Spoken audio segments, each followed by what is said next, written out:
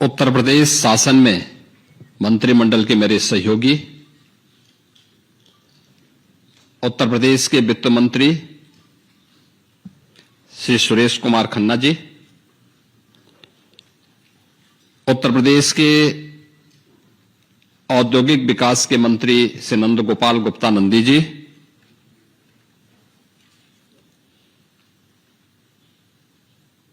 Japan में भारत की राजदूत सुश्री नगमा मलिक जी, चेयरमैन जेट्रो, उत्तर प्रदेश सरकार के एडवाइजर श्री अवनीश कुमार अवस्थी जी, उत्तर प्रदेश के additional chief secretary finance and industry commissioner Shri Deepak Kumar ji, आज के इस कार्यक्रम में उपस्थित जापान के सभी प्रमुख इंडस्ट्री लीडर्स, भारत और जापान के बिजनेस कॉपरेशन को आगे बढ़ाने वाले सभी उपस्थित बंधुगण, मैं सबसे पहले इस पावन धरा को,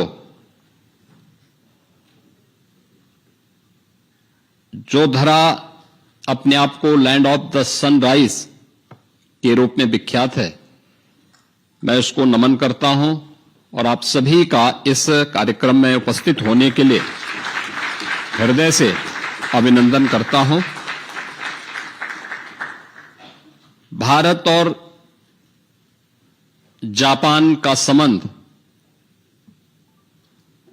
यह संबंध सूर्य की प्रथम किरण से प्रारंभ होकर के और सूर्यवंश की राजधानी उत्तर प्रदेश को एक आत्मीय संवाद के साथ जोड़ती है और उसी संवाद की कड़ी को आगे बढ़ाने के लिए भारत के यशस्वी प्रधानमंत्री आदरणीय श्री नरेंद्र मोदी जी के मार्गदर्शन में भारत आज जिन ऊंचाइयों को प्राप्त कर रहा है,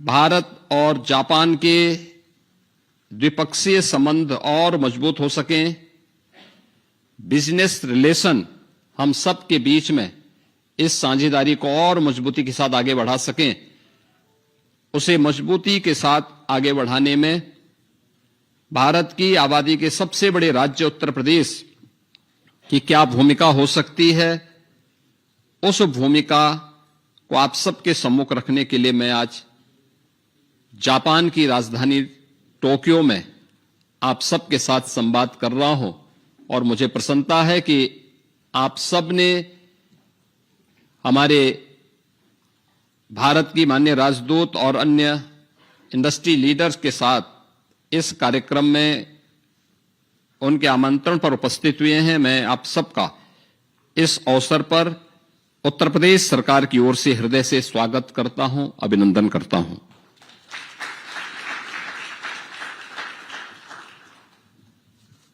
मित्रों, आप सब जानते हैं कि उत्तर प्रदेश सूर्यवंश के राजा भगवान श्री राम की पावन जन्मस्थली है और इसी परंपरा को आगे बढ़ाने वाले भगवान बुद्ध की भी पावन धरा उत्तर प्रदेश है। भगवान बुद्ध से जुड़े हुए दुनिया के अंदर सर्वाधिक महत्वपूर्ण स्थल उत्तर प्रदेश में ही स्थित है। उनका जो राज्य था कपिलवस्तु, वह उत्तर प्रदेश में है। उन्होंने प्रथम उपदेश जिस पावन धरा पर दिया था, वह सारनाथ उत्तर प्रदेश में है। महात्मा बुद्ध ने सर्वाधिक चातुर्मास जिस धरती पर व्यतीत किए थे वह श्रावस्ती उत्तर प्रदेश में है। भगवान बुद्ध ने अपना अंतिम महापरिनिर्वाण जिस धरा पर किया था वह कुशीनगर भी उत्तर प्रदेश में है। इसके अलावा कौशाम्बी, संकिसा और इस प्रकार के अनेक महत्वपूर्ण स्थल जो भगवान बुद्ध से जुड़े हुए हैं यह उत्तर प्रदेश में है। और आज उत्तर प्रदेश के अंदर स्पिरिचुअल टूरिज्म को आगे बढ़ाने के लिए प्रधानमंत्री मोदी जी के नेतृत्व में रामायण सर्किट के साथ साथ बौद्ध सर्किट के कार्यक्रम को सफलतापूर्वक हमारी सरकारें उत्तर प्रदेश के अंदर प्रभावी ढंग से आगे बढ़ाने का कार्य कर रही है। जब भगवान राम की बात होगी, भगवान बुद्ध की बात होगी,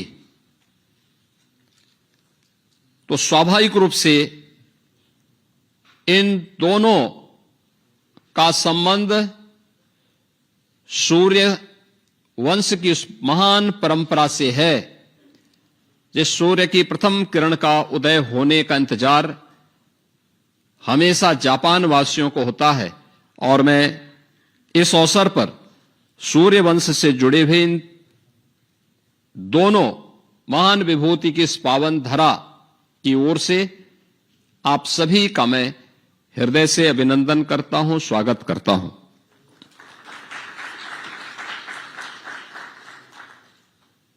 मुझे प्रसन्नता है कि भारत के यशस्वी प्रधानमंत्री श्री नरेंद्र मोदी जी की गत वर्ष की यात्रा के उपरांत भारत और जापान के बीच में अनेक मुद्दों पर एक दूसरे के सहयोग के कार्यक्रम आगे बढ़े हैं। और उत्तर प्रदेश की जब मैं बात करता हूं तो भारत की आबादी का सबसे बड़ा राज्य उत्तर प्रदेश है। भारत की आबादी का 25 करोड़ की आबादी अकेले उत्तर प्रदेश में निवास करती है। जितनी बड़ी आबादी है उतनी ही बड़ी चुनौतियां भी हैं, और जितनी बड़ी चुनौतियां हैं उतनी बड़ी संभावनाएं भी उत्तर प्रदेश के अंदर हम सबको देखने को मिलती है। और उन संभावनाओं को जमीनी धरातल पर उतारने का पिछले 9 वर्ष के अंदर हमें सौभाग्य प्राप्त हुआ है। आज उसका परिणाम हम सबके सामने है। पिछले 9 वर्ष में भारत के अंदर सबसे तेज गति से बढ़ने वाले राज्य के रूप में, आर्थिक रूप से आगे बढ़ने वाले राज्य के रूप में उत्तर प्रदेश ने अपने आप को स्थापित किया है। और 9 वर्ष में उत्तर प्रदेश ने अपनी अर्थव्यवस्था को 3 गुना करने में सफलता प्राप्त की। प्रति व्यक्ति आय को लगभग 3 गुना करने में सफलता प्राप्त की। भारत की अर्थव्यवस्था में कभी उत्तर प्रदेश एक बीमारू राज्य माना जाता था। आज उत्तर प्रदेश बीमारू राज्य नहीं, बल्कि भारत की इकोनॉमी का ब्रेक थ्रू बनकर के एक ग्रोथ इंजन के रूप में भारत के विकास में अपना योगदान देने के लिए पूरी मजबूती के साथ खड़ा है। आबादी बड़ी है, लेकिन उत्तर प्रदेश की भूमि उतनी ही उर्वरा भी है। भारत की कुल कृषि योग्य भूमि का केवल 11% उत्तर प्रदेश के पास है, लेकिन भारत के खाद्यान्न उत्पादन का उत्तर प्रदेश 21% उत्पादन अकेले उत्तर प्रदेश करता है। यानी भारत का फूड बास्केट के रूप में उत्तर प्रदेश जाना जाता है। स्वाभाविक रूप से उत्तर प्रदेश के अंदर इस फील्ड में वैल्यू एडिशन की अनंत संभावनाएं हैं। खाद्यान्न के सीड से लेकर के उसे बाजार तक पहुंचाने के लिए, बीज से लेकर बाजार तक की इस प्रक्रिया में जुड़ने, उसके पैकेजिंग के लिए, इन सभी प्रक्रियाओं को आगे बढ़ाने में एक बड़ी भूमिका का निर्वहन कंपनियों के माध्यम से वहां पर किया जा सकता है। फूड प्रोसेसिंग की अनंत संभावनाएं यूपी के अंदर हैं। उन संभावनाओं को, वेयर हाउसिंग एंड लॉजिस्टिक की नई संभावनाओं को भी उत्तर प्रदेश आगे बढ़ाता है। भारत के अंदर सबसे अधिक जल संसाधन वाला राज्य भी उत्तर प्रदेश है। यानी जल संसाधन आज के दिन पे, और मीठा जल, यह जल इतना मीठा है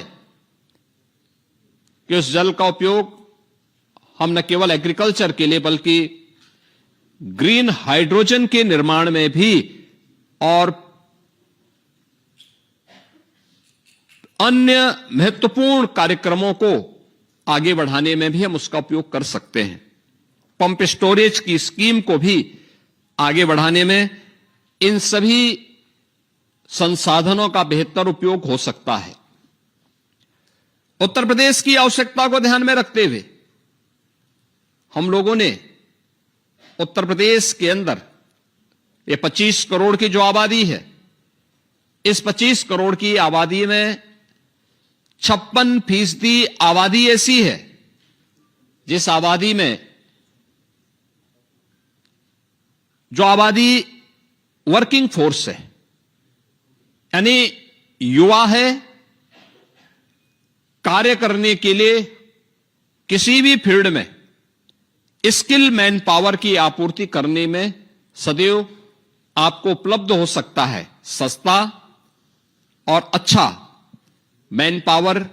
हर एक सेक्टर का उत्तर प्रदेश के अंदर आज के दिन पर उपलब्ध हो सकता है। उत्तर प्रदेश ने इस दिशा में उन सभी आकांक्षाओं की पूर्ति के लिए इंफ्रास्ट्रक्चर पर ध्यान दिया। पिछले 9 वर्ष के अंदर अनेक एक्सप्रेसवे उत्तर प्रदेश के अंदर स्थापित हुई। यह एक्सप्रेसवे जो पहले उत्तर प्रदेश का शेयर जिसमें बहुत कम हुआ करता था, आज भारत की एक्सप्रेसवे की 95% अकेले उत्तर प्रदेश के पास है। भारत का सबसे बड़ा रेल नेटवर्क उत्तर प्रदेश के पास है।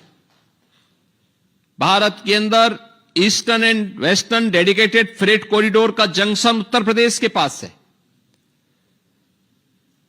एक्सप्रेस हाईवे पर उत्तर प्रदेश सरकार के द्वारा 27 ऐसे इंडस्ट्रियल पार्क डेवलप करने की कार्रवाई प्रारंभ की गई है।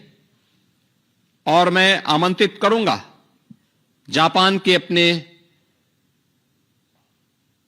बिजनेस लीडर्स को कि वे उत्तर प्रदेश में आए, प्राइवेट इंडस्ट्रियल पार्क के कार्यक्रम को आगे बढ़ाने में अपना योगदान दें। और मुझे बताते हुए प्रसन्नता है कि एयर कनेक्टिविटी में जितनी बड़ी सफलता उत्तर प्रदेश ने प्राप्त की है, हमने पिछले 9 वर्ष के अंदर उत्तर प्रदेश के अंदर 16 डोमेस्टिक, 4 इंटरनेशनल एयरपोर्ट संचालित किए हैं। और भारत का सबसे बड़ा international airport, Noida international airport, बहुत शीघ्र संचालित होने वाला है। नोएडा इंटरनेशनल एयरपोर्ट के पास ही हम लोगों ने जापान के निवेशकों के लिए जापान इंडस्ट्रियल सिटी के निर्माण की कार्रवाई को भी आगे बढ़ाया है, जिसके लिए 500 एकड़ की भूमि वहां पर आवंटित भी की है। चाहे वह जेवर नोएडा इंटरनेशनल एयरपोर्ट हो या फिर अन्य महत्वपूर्ण एक्सप्रेस हाईवे के पास बनने वाले इंडस्ट्रियल क्लस्टर, इन सब में निवेश की अनंत संभावनाएं हैं और जापान से जुड़ी हुई तमाम कंपनियों ने उत्तर प्रदेश के अंदर अपना निवेश किया है। जिन्होंने भी उत्तर प्रदेश के अंदर अपना निवेश किया है, उन्हें उत्तर प्रदेश के एक सुरक्षित माहौल में अपना निवेश भी न केवल सुरक्षित महसूस हुआ है, बल्कि उज्जवल भविष्य की एक नई कामना के साथ वे अपने बिजनेस को उत्तर प्रदेश के अंदर बढ़ाने में रुचि लेते हैं और प्रदेश सरकार का एक सकारात्मक योगदान उन्हें उपलब्ध होता है। हमारे पास 34 से अधिक सेक्टोरल पॉलिसीज हैं और इन सेक्टोरल पॉलिसीज के माध्यम से हम उत्तर प्रदेश के अलग अलग सेक्टर में जो निवेश की अनंत संभावनाएं हैं, इन्हें आगे बढ़ाने का काम कर रहे हैं। उत्तर प्रदेश आज के दिन पे भारत के मोबाइल मैन्युफैक्चरिंग का 55% अकेले उत्तर प्रदेश मैन्युफैक्चर कर रहा है। इलेक्ट्रॉनिक कंपोनेंट का 60% मैन्युफैक्चरिंग उत्तर प्रदेश के अंदर होता है। स्वाभाविक रूप से इसके लिए लॉजिस्टिक एंड वेयर हाउसिंग की आवश्यकता है। इसके लिए भी हमारी डेडिकेटेड पॉलिसी उत्तर प्रदेश के अंदर वर्तमान में कार्य कर रही है। उत्तर प्रदेश के अंदर डाटा सेंटर क्लस्टर के निर्माण की कार्रवाई, कई प्रस्ताव हमारे पास डाटा सेंटर स्थापित करने के प्राप्त हुए हैं। सेमीकंडक्टर के क्षेत्र में आपने देखा होगा, अभी कुछ दिन पूर्व भारत के आदरणीय प्रधानमंत्री श्री नरेंद्र मोदी जी के द्वारा उत्तर प्रदेश में नोएडा इंटरनेशनल एयरपोर्ट के पास ही एक सेमीकंडक्टर यूनिट की आधारशिला रखी गई है। इन सभी सेक्टर्स में जो संभावनाएं उत्तर प्रदेश के अंदर हैं, उन संभावनाओं को आगे बढ़ाने के लिए और आप सब के सहयोग को प्राप्त करने के लिए आज हम सब यहां पर आपके सामने उपलब्ध हुए हैं। उत्तर प्रदेश में आपका निवेश इसलिए भी सुरक्षित है और आपके लिए भी सुखद अनुभूति का क्षण उपलब्ध कराता है, क्योंकि उत्तर प्रदेश में एक सुरक्षित वातावरण है, स्केल है, तो उस स्केल को स्किल में बदलने की सामर्थ्य भी है, स्टेबिलिटी है, स्पीड है। ये सभी कुछ आपको उत्तर प्रदेश के अंदर देखने को मिलेगा। यानी पर्याप्त मात्रा में यंग वर्कफोर्स इंडस्ट्री में कार्य करने के लिए वहां पर आपको उपलब्ध हो सकता है। किसी प्रकार की कोई समस्या नहीं। हर इंडस्ट्रियल पार्क के लिए 4 लेन की कनेक्टिविटी, पर्याप्त मात्रा में ऊर्जा की आपूर्ति उत्तर प्रदेश के अंदर आज के दिन पर उपलब्ध करवाई जा रही है। 75,000 एकड़ का हमारे पास व्यापक लैंड बैंक है। ये लैंड बैंक न केवल एनसीआर में बल्कि एक्सप्रेस हाईवे के साथ ही बुंदेलखंड में भी झांसी के पास 56,000 एकड़ में हमारा नया इंडस्ट्रियल सिटी का निर्माण बीडा के नाम पर वर्तमान में प्रारंभ हुआ है। इन्हें हम आगे बढ़ाने का कार्य कर रहे हैं। आज प्रदेश के अंदर बेहतर कानून व्यवस्था का ही परिणाम है कि हमें अभी 2023 में हम लोगों ने उत्तर प्रदेश का ग्लोबल इन्वेस्टर समिट किया था। ग्लोबल इन्वेस्टर समिट में उत्तर प्रदेश को देश और दुनिया से आए हुए निवेशकों के माध्यम से 40 लाख करोड़ रुपए के निवेश के प्रस्ताव प्राप्त हुए थे और 40 लाख निवेश के प्रस्तावों में से अब तक 15 लाख करोड़ रुपए के निवेश के प्रस्तावों को जमीनी धरातल पर उतारने में हमें सफलता प्राप्त हुई है। 7 लाख करोड़ के निवेश के प्रस्ताव अभी हमारे पाइपलाइन में हैं और बहुत शीघ्र जब भी हमारी ग्राउंड ब्रेकिंग होगी, उस ग्राउंड ब्रेकिंग सेरेमनी में हमें 7 लाख करोड़ रुपए के नए निवेश के प्रस्तावों को भी जमीनी धरातल पर उतारने में हमें सफलता प्राप्त होगी। बड़े निवेशक के लिए एक महत्वपूर्ण केंद्र उत्तर प्रदेश इसलिए भी है क्योंकि भारत का एमएसएमई का सबसे बड़ा जो आधार है, जो सबसे बड़ा बेस है, वो यूपी के पास है।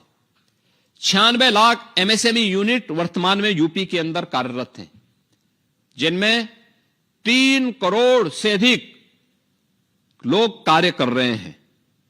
ये 3 करोड़ लोग उत्तर प्रदेश के अंदर शासन, उत्तर प्रदेश सरकार एमएसएमई सेक्टर को अनेक प्रकार से सुविधाएं देती है। कोई भी एमएसएमई यूनिट के लिए 1000 दिनों तक उन्हें किसी भी प्रकार की कोई भी एनओसी से मुक्त किया जाता है और वे उत्तर प्रदेश के अंदर अपना निवेश करती हैं। 1000 दिनों के अंदर वे अपनी अन्य औपचारिकताओं को पूर्ण कर लेती हैं।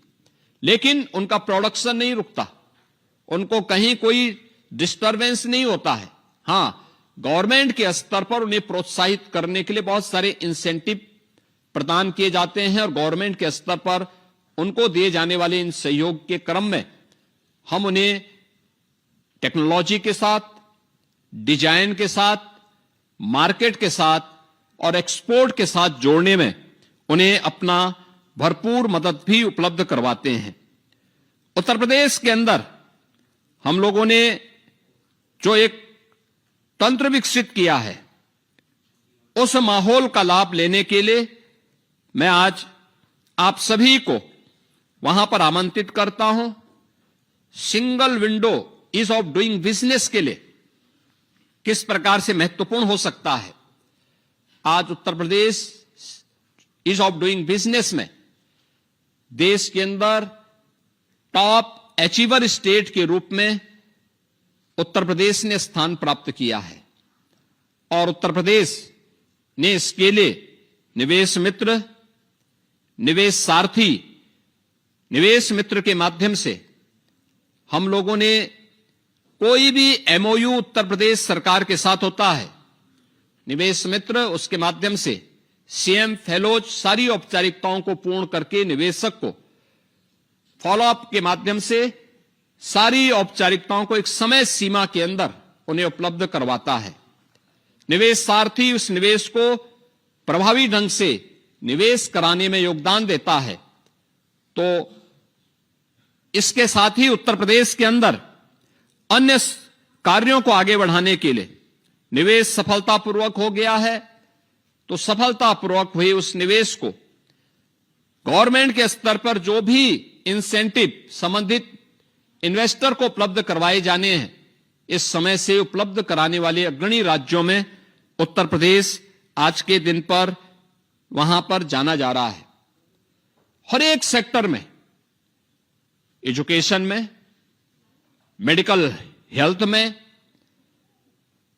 सेमीकंडक्टर क्षेत्र में, डाटा सेंटर क्लस्टर की स्थापना करने के क्षेत्र में, renewable energy and hydrogen energy के क्षेत्र में भी उत्तर प्रदेश में निवेश की अनंत संभावनाएं हैं और इन अनंत संभावनाओं को आगे बढ़ाने के लिए उत्तर प्रदेश आज जापान के आप सभी बिजनेस लीडर के साथ यहां पर संवाद बनाने के लिए आज हमारी पूरी टीम उत्तर प्रदेश से यहां पर उपस्थित हुई है। मैं आप सभी इंडस्ट्री लीडर का आह्वान करूंगा कि भारत के सबसे अच्छे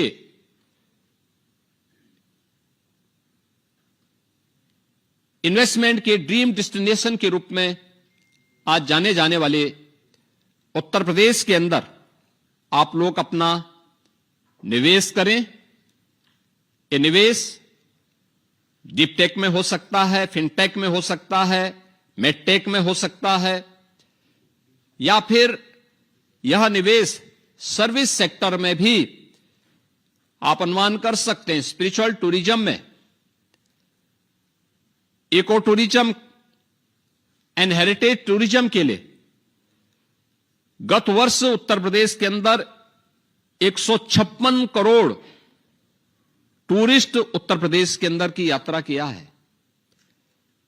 उसके स्केल को देखिए, होटल्स की चेन बन सकती है, अच्छे रेस्टोरेंट बन सकते हैं, इलेक्ट्रिक व्हीकल मोबिलिटी में हम वहां पर निवेश करके इसके माध्यम से निवेश को आगे बढ़ा सकते हैं। इन सभी सेक्टर्स में जो अनंत संभावनाएं हैं, उन संभावनाओं को आपके सामने प्रस्तुत करने के लिए आज टीम यूपी आपके बीच में आई है, आपका आह्वान करती है कि आप उत्तर प्रदेश में आइए। उत्तर प्रदेश के अंदर किया जाने वाला आपका प्रत्येक निवेश न केवल उत्तर प्रदेश के लिए बल्कि आपके लिए भी वह निवेश पूरी तरह सुरक्षित भी होगा और आपके एक उज्जवल भविष्य को आगे बढ़ाने में एक निर्णायक भूमिका का निर्वहन करेगा।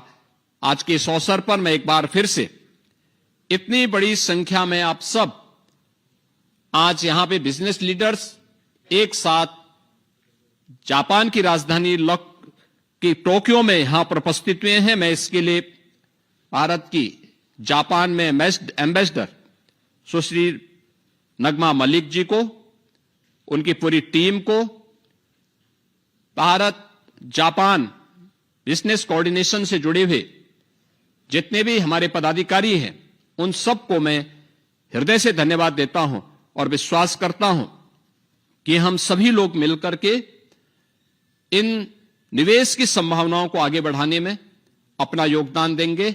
मैं आप सभी को उत्तर प्रदेश की यात्रा के लिए भी आमंत्रित करता हूं कि आप उत्तर प्रदेश में आएं और बिजनेस के साथ साथ उत्तर प्रदेश के स्पिरिचुअल टूरिज्म से जुड़े हुए स्थलों को एक बार आप अवलोकन करें, उन्हें देखें और उनमें भविष्य की उन संभावनाओं को भी टटोलें जो आपके सुरक्षित निवेश के लिए एक उत्तम स्थल के रूप में आपको देखने को मिलेंगे।